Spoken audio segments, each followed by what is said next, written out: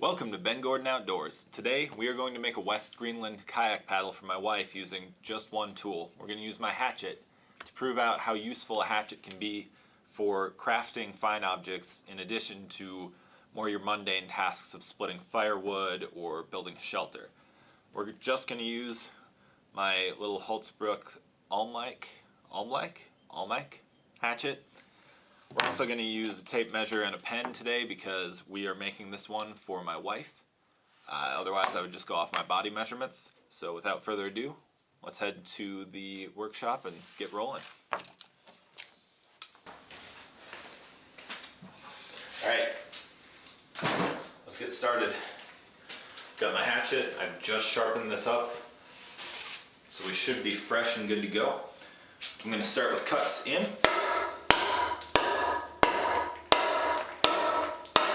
That.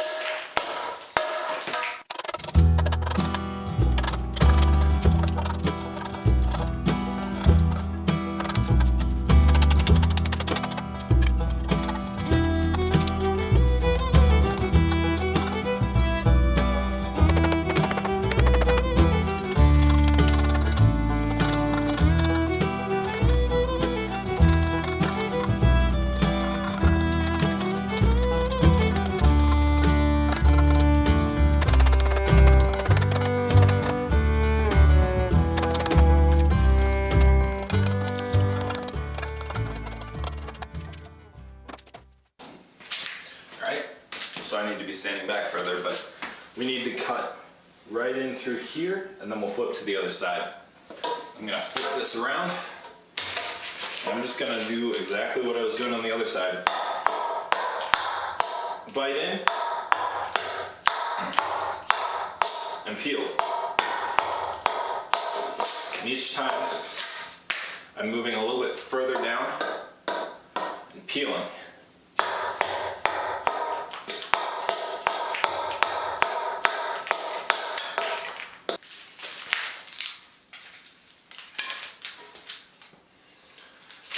Alright, I'm not sure that I demonstrated this well enough on the other side, so let's make sure we get it good here. Right here, this is where we start tapering back the other way. So I want to make a stop cut here because I'm letting the grain of the wood do most of the work for me. I'm getting these nice big pieces like this that come off of there.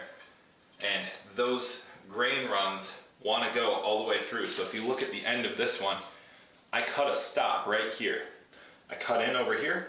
And I unzipped it and peeled it right off and purposely made an end to it because if I don't make an end, I'm not going to get a taper back the other way. It's just going to rip right off and keep unzipping. So I need to go right here.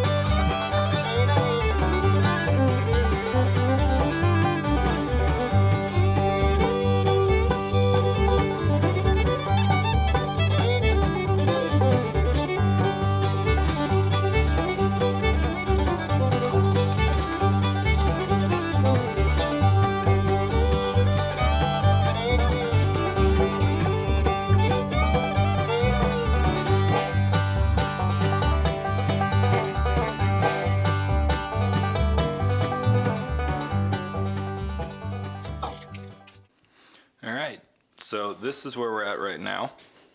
If you have a look,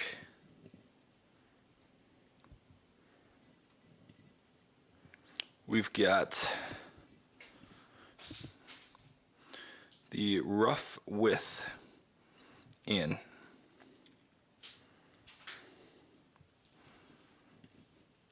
That little cheat I just used there,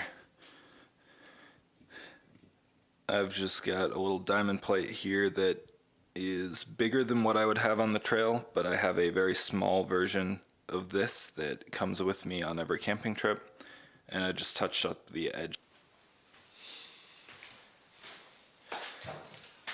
Alright, now that we've got all of our marks made, here there's not much to do. Just a little bit of shaving. It's going to take care of everything that we need in the middle. But towards the ends, we've got a lot of material to take off. So I'm going to start right about here at this mark line. I'm just going to start doing exactly the same thing. We're just going to chop and peel.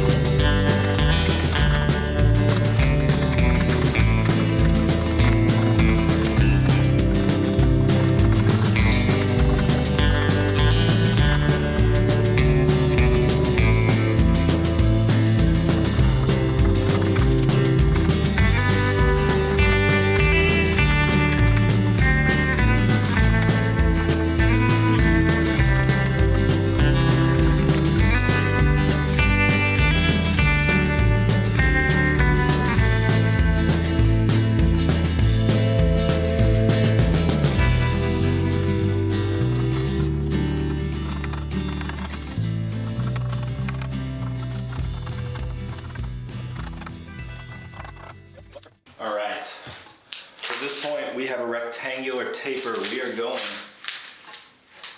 narrow this way, wide this way. The middle is totally square, which is not quite right. And we've got a taper that way and that way. So we need to come in, round up the loom or the handle, make these suckers diamonds, and taper that out, fade that out into just this rectangle shape. And then we need to come through and knock off the corners. That's what I'm going to do now. I've diamonded down all but two faces now. I need to do the last two. Ooh. I get a big splinter like that, I know I gotta go the other way.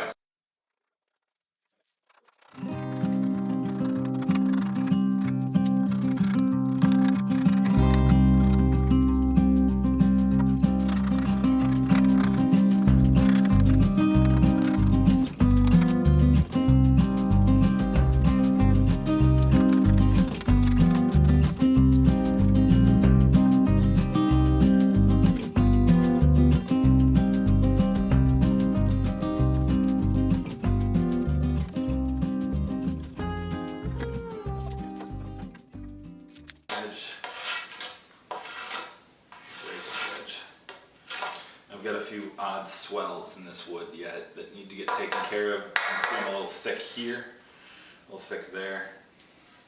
Not quite perfectly centered up, but we're getting there. Now you can start to see the paddle gets held here. As you paddle,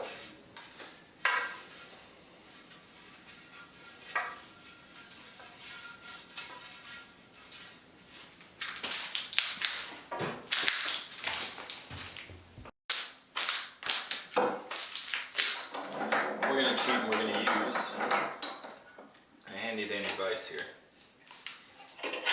because that's going to allow us to get in here.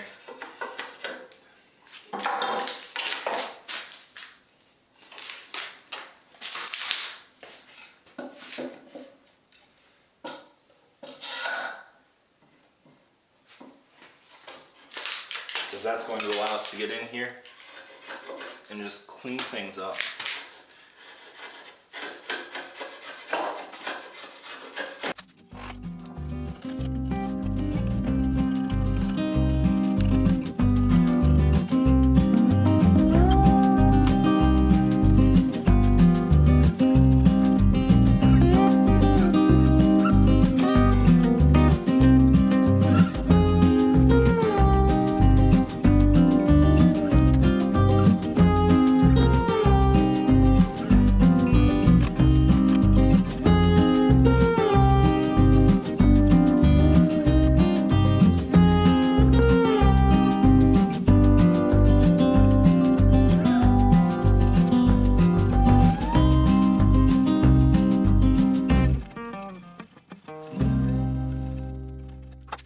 Alright, now I'm going to take this edge and I'm going to burnish this pedal. So if I just go back and forth, I can kind of sand it, but if I roll my edge back and press that smooth, shiny steel against there, kind of get this smooth texture on there.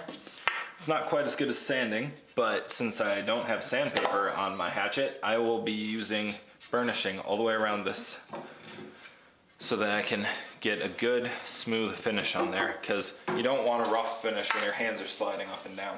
That's for sure. And finally, it is oil time. I like to use butcher block oil for pretty much anything that my hands are going to spend a lot of contact in.